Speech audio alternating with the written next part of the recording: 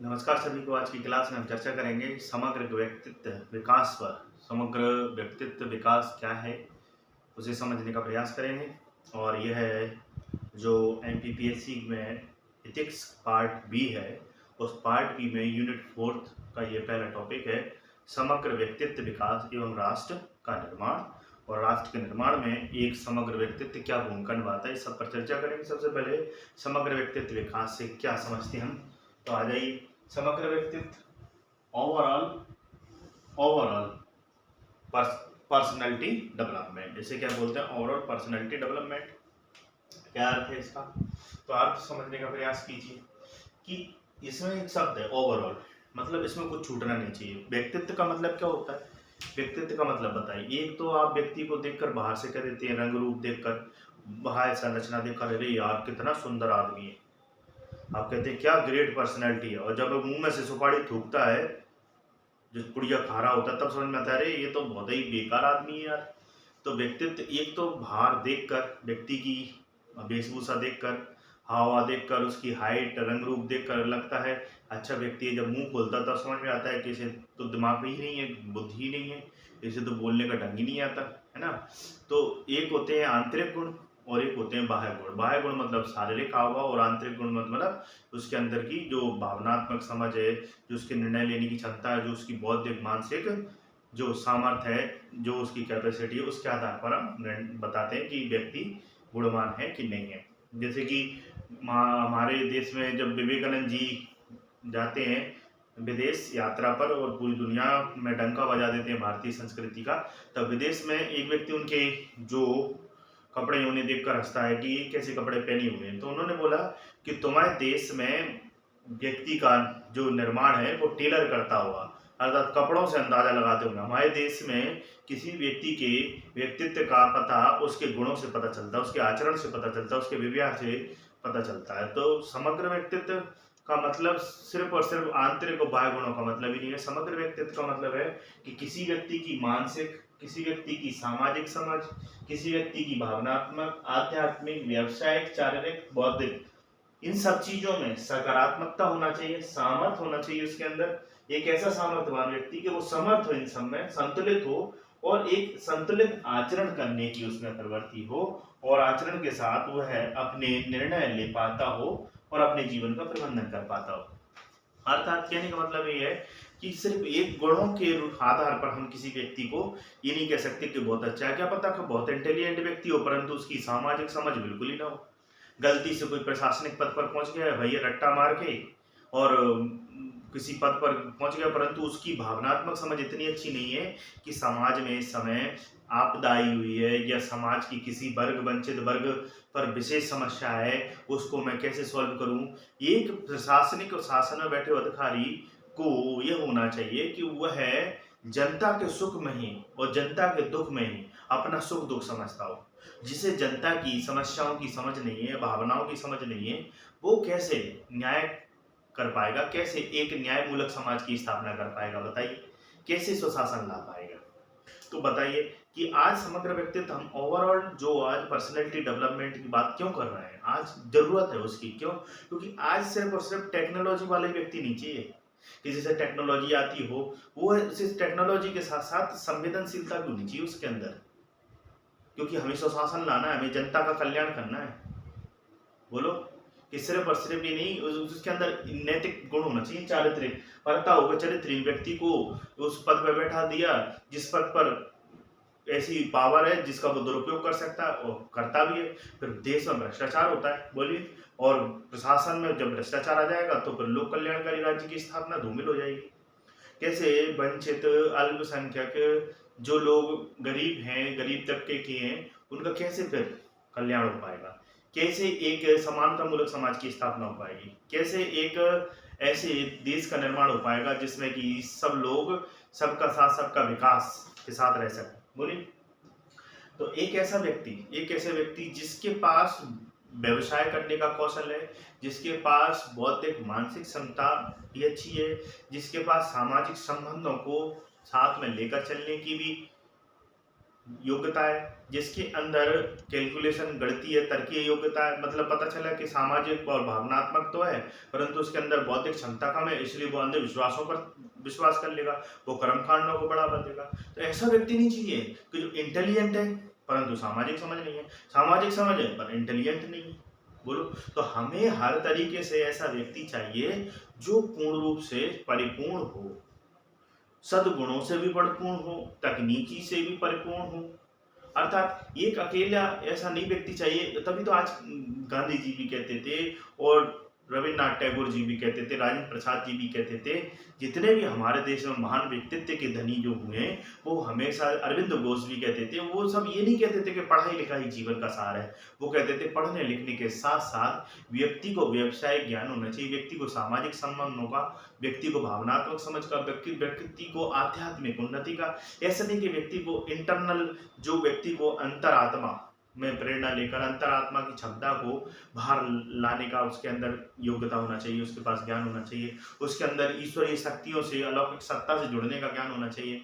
बोलिए, उसके अंदर नैतिक मूल्यों का ज्ञान होना चाहिए। बोलिए, अब ऐसा व्यक्ति नहीं चाहिए जो भाई साहब पद पैसा कमा लिया पर उसके अंदर ईमानदारी का गुण नहीं है, उसके अंदर दया करुणा का नैतिक मूल्य ही नहीं है उसके अंदर, तो क्या वो समाज के लोगों का भला कर पाएगा?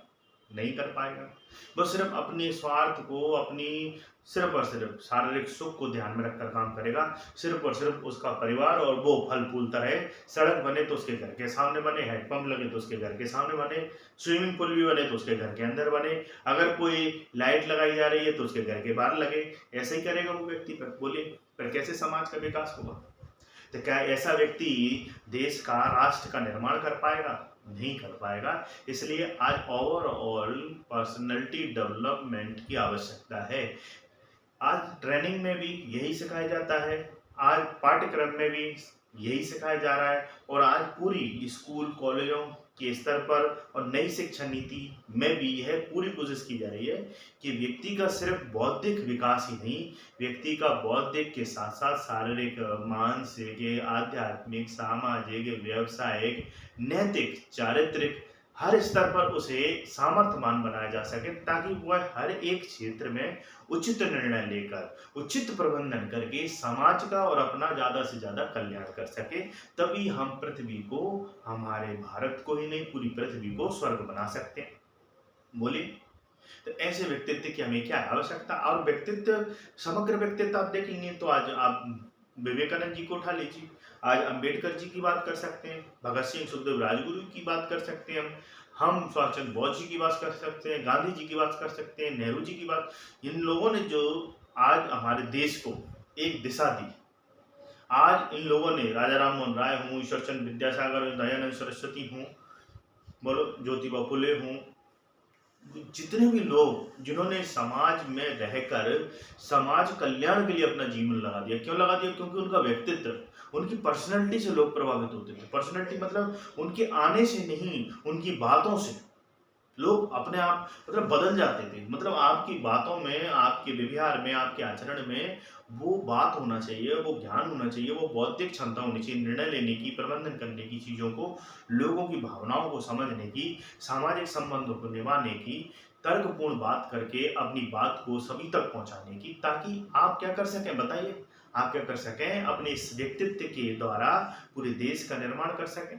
बोले, अब बताइए, एक कोई प्रशासनिक अधिकारी है मान लीजिए, और उसके शहर में कोई घटना घटित हो जाती है और लोग हाईवे पर जाके जाम लगा देते हैं।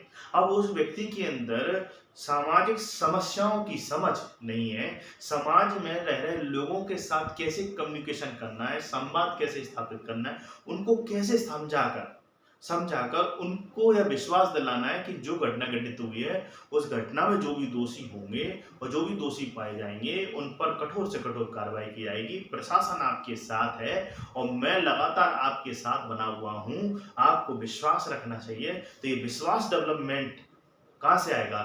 एक वही व्यक्ति लेकर आ पाएगा जिसका समग्र व्यक्तित्व का विकास हुआ हो।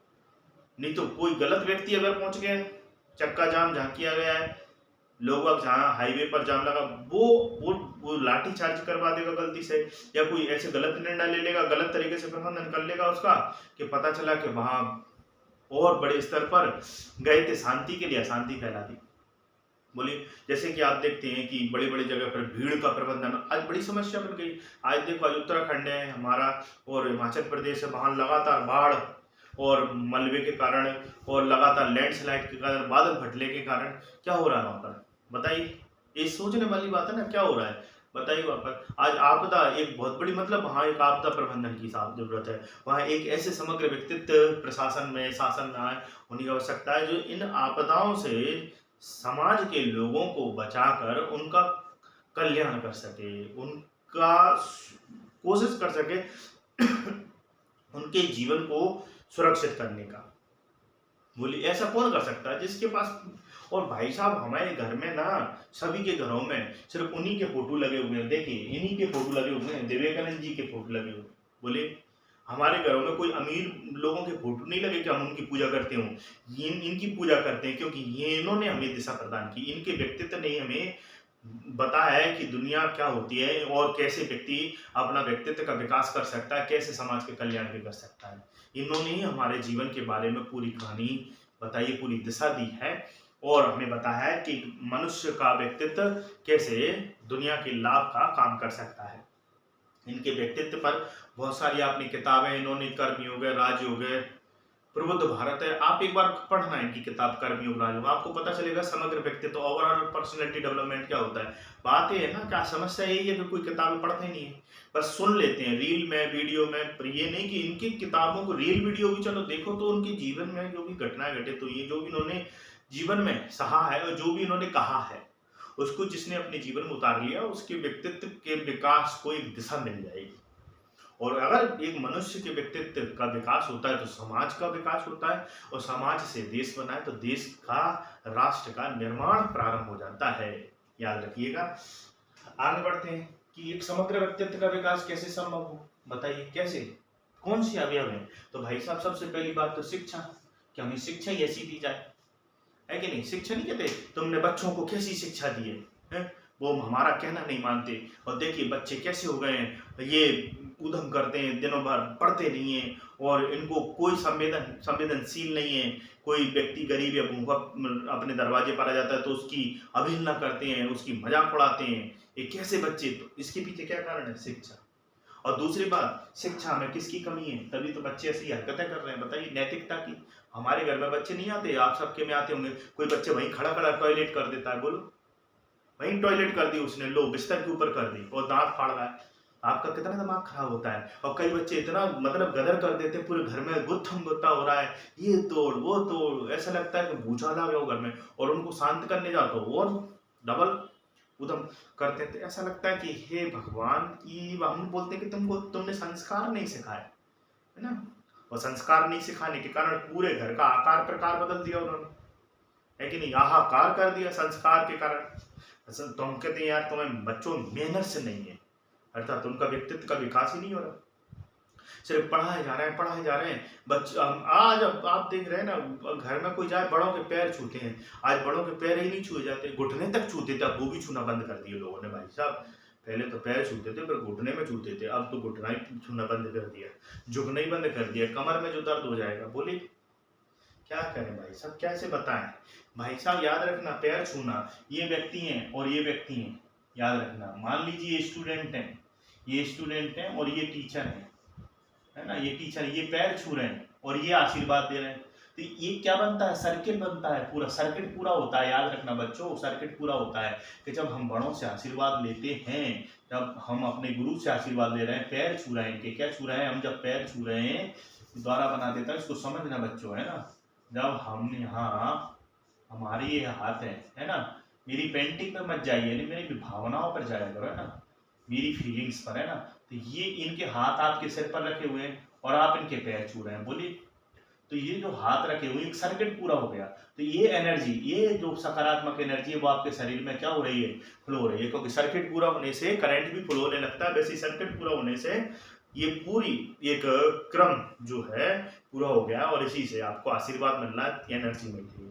पर लोगों ने ऐसी एनर्जी, अब ऐसे जाते थे, ऐसे घुटने को छूते थे, घुटने और जांघ में, ऊपर पैरों में, यमराज का पास भाई साहब सीधा नौता दे रहे हैं कि आ जाओ, हमें पकड़ के ले जाओ, है ना। तो पैर छुए तो ढंग से छुए, पर ये आजकल मैनर्स है ही नहीं, है ना। पहले बड़े बूढ़े जो लोग होते थे उनका सम्मान करते थे। टीचर आजकल तो अगर रास्ते में टीचर मिल जाए तो रास्ता काट के चले जाते हैं, बोलो, और मिल भी जाए तो मजाक बना देते हैं।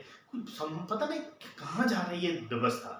आज हमें समझना होगा कि आज हमने लाइट बना ली, घोड़ा गाड़ी बना ली है, एरोप्लेन में घूम लिए, पर नैतिकता का तो पता नहीं हो रहा है, संस्कारों का तो पता नहीं हो रहा है, कहाँ जा रहा है व्यक्तित्व। व्यक्तित्व का मतलब सिर्फ पैसा कमाना नहीं है, व्यवसाय नहीं है। समग्र व्यक्तित्व का मतलब है सामाजिक संबंधों, भावनात्मक, आध्यात्मिक, चारित्रिक, बौद्धिक, मानसिक, सभी प्रकार से व्यक्ति के अंदर संतुलन होना चाहिए।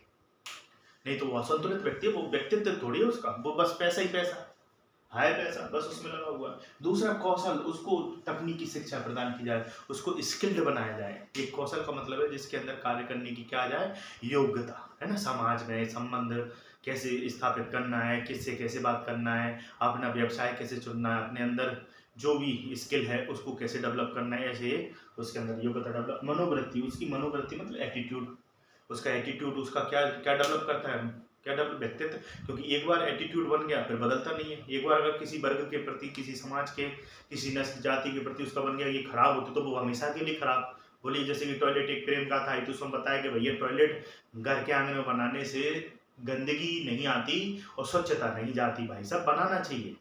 तब लोगों का एटीट्यूड, तो लड़कियां बोझ नहीं होनी, बेटी पढ़ाओ बेटी बचाओ अभियान चलाया कि सरकार ने बोला कि जन्म से लेकर, पैदा अवस्था से लेकर पढ़ाने तक, विवाह तक हम करेंगे, इसलिए बेटी अब बोझ नहीं, अब भ्रूण हत्या कम हो रही है और लिंग अनुपात में वृद्धि हो रही है। तो लोगों का एटीट्यूड पहले से ही था ना, ये तो पराया धन है, बोलो इस पर पैसा मत खर्च करो, दहेज भी जाएगा, पढ़ाई में भी पैसा जाएगा, बोलो।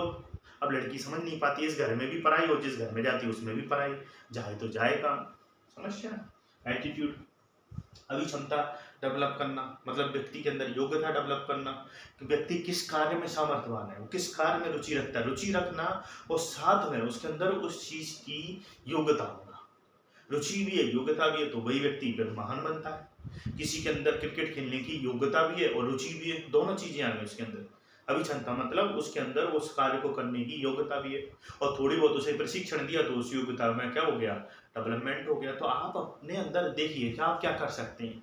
कई लोग तो पूरा जीवन भर ये नहीं समझ पाते कि उनके अंदर क्या पता वो अच्छा सिंगर बन सकता था, उसके अंदर रुचि पैदा करना है उस क्षेत्र में जिसके अंदर अभी क्षमता है और उसे ट्रेनिंग दे रहे, देखो सचिन तेंदुलकर बन जाएगा। बोलो संबंध उसे सिखाना चाहिए, संबंध रिलेशन समाज में। तो समाज की परिभाषा क्या है, आपसी संबंध। हमारे देश में हम देखते हैं कि अधिकांश लोग अकेले अकेले क्यों हैं, अकेले अकेले कहाँ जा रहे हो, जिधर जा रहे हो हमें साथ ले लो, उधर जा रहे हो पर कोई साथ लेना ही नहीं चाहता किसी का, अकेले घूम रहे हैं। क्यों? क्योंकि संबंधों को बनाना बड़ी बात नहीं है, उन्हें संभाल के रखना बड़ी बात है। और संबंधों को संभाल के रख कर निभाना बड़ी बात इसलिए क्योंकि उसमें झुकना पड़ता है। और आजकल सबके पास आत्मनिर्भर वाली बात है, पैसा है तो कोई झुकना ही नहीं चाहता। व्यक्ति के अंदर वो समग्र व्यक्तित्व कहलाएगा जिसके अंदर संबंध बनाने की कला हो और संबंधों को दीर्घ काल तक निभाना आता हो, चाहे वो समाज में किसी प्रकार के संबंध हो, दोस्तों के साथ हो, परिवार के साथ हो, भाई बहन के साथ हो, पत्नी के साथ हो, गुरुजनों के साथ हो, कहीं किसी के साथ भी हो। बोलो अगली बात, क्योंकि अगर संबंध बनाना जानेगा तो वो जैसे ही प्रशासन के पद पर पहुंचेगा तो समाज के अन्य वर्गों के बीच में जो भी विवाद पैदा होंगे संबंधों में, उसमें वो अच्छे से निर्णय ले पाएगा भाई साहब। और जिसने कभी जीवन में संबंध ही नहीं निभाए परिवार के साथ और पारिवारिक विवाद कोई आ गया और उसे सौंप दिया कि आप निर्णय करो, वो तो एक झटके में निर्णय कर दिया, कहते कोई निर्णय हटो यहाँ से, बोलो हो गया निर्णय। इससे तो हो गया कल्याण प्रदेश का। स्वास्थ्य, उसको अच्छी स्वास्थ्य की शिक्षा दी जाए और उसे बताया जाए स्वच्छता कितना इंपॉर्टेंट है और स्वास्थ्य सेवाएं प्रदान की जाए। नहीं तो कोई व्यक्ति बीमार रहेगा, लगातार चिड़चिड़ा रहेगा तो क्या वो अपना व्यक्तित्व का, वो मानसिक और बौद्धिक क्षमता से क्या नहीं कर पाएगा, अपना व्यक्तित्व विकास के यार ये दिन रात ही बीमार रहता है। तो उसको एक तो स्वास्थ्य सेवाएं प्रदान की जाए और स्वास्थ्य के प्रति उसे शिक्षित भी किया जाए कि भैया ये गंदा पानी नहीं पीना चाहिए, ये गंदगी में नहीं रहना चाहिए। बोलिए स्वतंत्रता, उसे स्वतंत्रता भी दी जाए। मैं देखता हूँ कि अधिकांश बच्चों पर पाबंदी लगा दी जाती है, तुम बाहर नहीं जाओगी, तुम ऊपर नहीं जाओगे, तुम नीचे नहीं जाओगे। भाई साहब क्या मतलब समझ में नहीं आता। एक बात मैंने देखी है, आप सबने भी देखी होगी कि अगर लड़का घर से बाहर जा रहा है, लड़का घर से बाहर जा रहा है तो ये तक नहीं पूछा जाता कि कहाँ जा रहा है, कहाँ जा रहा है, बोलो। और लड़की अगर बाहर निकली तो अभी तो वो घर से निकली है इतने में फोन आ जाता है, बेटे कहाँ तक पहुंची, तो बोलती है मम्मी अभी तो मैं स्कूटी ही निकाल रही, अपनी गाड़ी निकाल नीचे ही खड़ी हूँ, पल पल पर फोन। और वो जो गया है लड़का एक बार उससे भी पूछ लेते कि बेटा कहाँ जा रहे हो, किधर जा रहे हो, है ना। तो स्वतंत्रता ऐसी दी जाए कि स्वतंत्रता का दुरुपयोग ना हो, और स्वतंत्रता ऐसी दी जाए कि सबको समान रूप से प्रदान की जाए। ऐसा नहीं कि एक परिवार के किसी वर्ग विशेष पर पाबंदी लगाई जा रही है, एक व्यक्ति पर किसी प्रकार की स्वतंत्रता नहीं है, किसी प्रकार की पाबंदी नहीं है, ठीक है। तो ऐसे अगर आप स्वतंत्र रखेंगे, बच्चों को पाबंदी नहीं लगाएंगे, उनका संबंधी क्षमता मनोवृत्ति का विकास करेंगे, उन्हें शिक्षित करेंगे, तो ये बात पक्की है कि एक ऐसा बालक हमारे घर में विकसित होगा, एक ऐसा बालक अपने व्यक्तित्व का विकास कर पाएगा जो पर्यावरण, पशु पक्षी, मनुष्य, सभी विश्व के जनजातियों के साथ, सभी जातियों के साथ, धर्म के लोगों के साथ समान व्यवहार करेगा, दया का, करुणा का व्यवहार करेगा। और ऐसा ही व्यक्ति चाहिए, ऐसा ही व्यक्ति चाहिए। इस धरती को अगर स्वर्ग बनाना है तो हमें देवताओं को और भगवानों को बुलाने की आवश्यकता नहीं, हमारे अंदर ही देवता भगवान है, बस उनको जागृत करना है। कि हमें अगर मनुष्य के प्रति सहयोग करने लगे, दया करुणा रखने लगे, तो फिर इस पृथ्वी को स्वर्ग बनने से कोई नहीं रोक सकता। ये कब हो पाएगा? जब मनुष्य का समग्र व्यक्तित्व का विकास हो पाएगा, ना कि किसी एक पक्ष का, याद रखना, ठीक है। अगली बात, इस ओवरऑल पर्सनालिटी डेवलपमेंट में सबसे बड़ी प्रॉब्लम क्या है बताइए? एजुकेशन की कमी। हमारे देश में आज भी अशिक्षा बनी हुई है, शिक्षा के स्तर कम है, आज भी लोग पर्दा प्रथा, आज भी लोग दहेज प्रथा, भाई साहब, आज भी बाल विवाह हो रहा है, आज भी भ्रूण हत्या हो रही है। पढ़े लिखे समाज में पता नहीं कौन सा शिक्षित समाज है, संघर्ष बना हुआ है समाज में, जाति के बीच, नस्ल के बीच। आपने कई जगह देखा होगा, कहने की बात इन अखबारों में आए दिन आता है कि इस जाति, इस वर्ग में, इस नस्ल में लगातार संघर्ष में। बताइए क्या किसी के व्यक्तित्व का विकास हो पाएगा? भैया कभी नहीं हो पाएगा, है कि नहीं? कभी इन संघर्ष धर्म को लेकर किसी ने अपनी आंखों के सामने देख लिया, मान लीजिए कि उस वर्ग ने मेरे वर्ग के साथ इतना गलत किया है, तो भाई साहब उसकी मनोवृत्ति बन गई कि उस वर्ग के लोग खराब होते हैं। चाहे 20 साल बाद उस वर्ग के लोग अच्छे भी हो जाए ना, तब भी वो उस व्यक्ति की मनोवृत्ति नहीं बदले, और अपने बच्चों को बोलेगा कि उनके पास मत जाना, वो खराब होते हैं, मैंने अपनी आंखों से देखा। तो ये तो संघर्षशील स्थिति व्यक्ति की मनोवृत्ति पर प्रभाव डालती है, व्यक्ति के चरित्र पर, व्यवहार आचरण पर प्रभाव डालती है। वातावरण, आपका वातावरण कैसा है? अगर बच्चा ऐसे वातावरण में पनप रहा है जहाँ ड्रग्स, आतंकवाद, नक्सलवाद, चोरी चकारी ऐसी घटनाएं घटित हो रही हैं, तो बच्चा ऑलरेडी ही ऐसी नकारात्मक चरित्रों को, व्यवहार आचरण को अपने जीवन में ले आएगा, लोग समग्र व्यक्तित्व विकास, है कि नहीं? या ऐसे समाज में पनप रहा है जहाँ समाज में क्रूरता ज़्यादा है, हिंसा ज़्यादा है, बेमनुष्यता ज़्यादा है, लोग परिवार में, तो वो बच्चे के अंदर भी आ जाएगी। फिर बच्चा किसी के साथ बना के चलेगा क्या? नहीं चलेगा, जो आएगा उसी को निपटा देगा। भाई साहब आजकल तो ना किसी से ना कुछ पूछो, रास्ते में कोई व्यक्ति जा रहा है, उससे पूछो कि भाई साहब थोड़ा पता बता दो, तो ऐसा लगता है कि बम फटके फूटते हैं, पता नहीं कहाँ क्या फ्रस्ट्रेशन में लोग अवसाद में घूम रहे हैं। बोलिए कैसी समग्र व्यक्तित्व का विकास होगा? थोड़ी सी बात में तो लोड में आ जाते हैं। बोलो, थोड़ा अगर नेटवर्क ना है, फेसबुक और इंस्टा और व्हाट्सएप, सोशल मीडिया ना चले, वो यूट्यूब पर, अरे क्यों नहीं चल रहा? धैर्य नाम के नैतिक मूल्य ही खत्म हो गए, है ना। मूल्यों का अभाव, इसी पर चर्चा करने वाला था। मूल्य नाम की चीज ही नहीं बची। आज आत्महत्याओं में वृद्धि हो रही है, आज इंसान वृद्धि हो रही है, क्योंकि कोई लोग घर में बताते नहीं है कि हमारे देश में कितने बड़े बड़े व्यक्तित्व के धनी हुए जिन्होंने विषम परिस्थितियों में रहकर भी धैर्य को नहीं खोया, ईमानदारी को नहीं खोया। भाई सब कोई, कई लोग कहते हैं भ्रष्टाचार बहुत बुरी चीज है, मौका नहीं मिल रहा, मौका मिले तब पता चला कि उनकी ईमानदारी का, है कि नहीं, कि वो भ्रष्टाचार पर जो बोल रहे हैं वो कितने ईमानदार है। बोलिए, बताया जाए कि भाई साहब इतना भ्रष्ट तंत्र होने के बाद भी, इतने मौके मिलने के बाद भी इन्होंने, महान व्यक्तित्व ने कभी भी अपनी ईमानदारी को नहीं छोड़ा, सत्य को नहीं छोड़ा। गांधी जी को देख लीजिए, सत्य को नहीं छोड़ा, अहिंसा को कभी नहीं छोड़ा। और याद रखना, सत्य, अहिंसा, ईमानदारी, दया, करुणा, जितने भी नैतिक मूल्य हैं,